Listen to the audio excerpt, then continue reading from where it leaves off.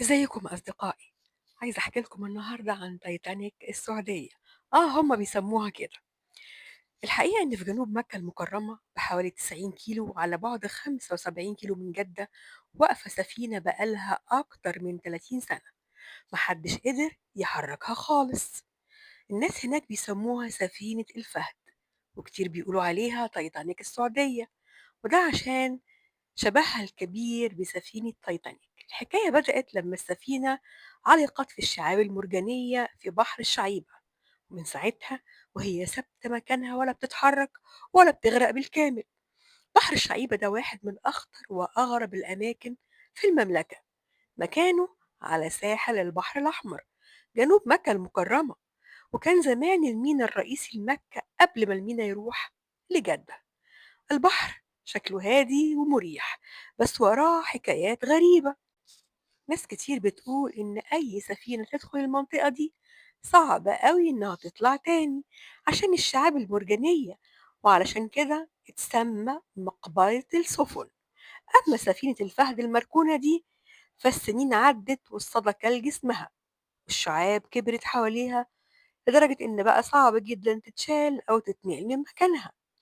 مكانها بقى معروف إنه مقبرة السفن، لأن في مراكب كتير قبلها واجهت صعوبة في الخروج من المنطقة دي، ومع الوقت السفينة اتحولت لمزار، بس مزار غير رسمي. المصورين بيروحوا يصوروا هناك، والغواصين بيعتبروها نقطة مغامرة، والناس بتطلع رحلات عشان تشوفها عن قرب. بس رغم شكلها الجذاب المكان مش آمن خالص، هيكلها متهالك جدا وممكن ينهار في أي وقت، غير إن بقايا المعادن والزيوت القديمة ممكن تأثر على البيئة البحرية اللي حواليها. وبرضه لحد دلوقتي مفيش وضوح كامل عن ملكيتها، وده معطل أي خطوة لترميمها أو استغلالها رسميا. ومع كده في ناس شايفة إنها ممكن تبقى معلم سياحي مهم لو اتنظمت زيارات آمنة ليها واتعملت برامج غوص بإشراف مختصين. ساعتها ممكن تتحول من مجرد حطام سفينة ليها حكاية وجزء من تاريخ البحر الأحمر، بدل ما تفضل واقفة تستنى الزمن ياكل فيها أكتر وأكتر. بحر الشعيبة مشهور بقصص رعب بتتكرر من سنين.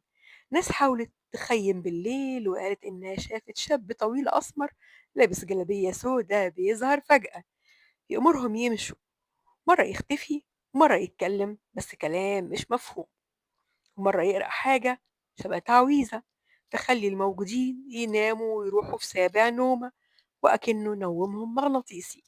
وفي ناس قالت إنه بيظهر قدام العربيات، وكل اللي شافوه وصفوه نفس الوصف ده، لحد ما التخييم الليلي هناك بقى شبه مستحيل، بين اللي بيقول جان واللي بيقول روح غضبانة. ولحد دلوقتي بحر الشعيبة محتفظ بسمعته كمكان جميل ومرعب في نفس الوقت، ومليان أسرار محدش لحد دلوقتي قدر يفسرها. دي كانت حكايتنا النهاردة عن حكاية التايتانيك السعودية، وأنا أختكم همزة. دي قناتي، ادعموني باللايك بالاشتراك في القناة. شكرا جزيلا.